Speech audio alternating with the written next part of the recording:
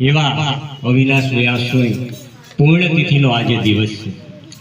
એટલે આજના દિવસે આપણે એમણે રચેલા ગીતોનું ગાન કરી એમણે સ્વરાંજલિ અર્પણ કરી।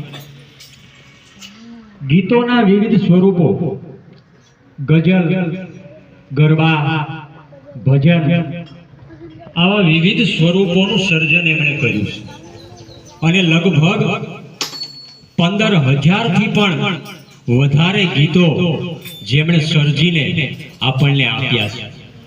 અને એ ગીતો આજે આપણે જ્યારે પણ ગાઈએ ત્યારે એ આપણને ખૂબ આનંદ કરાવતા હોય છે।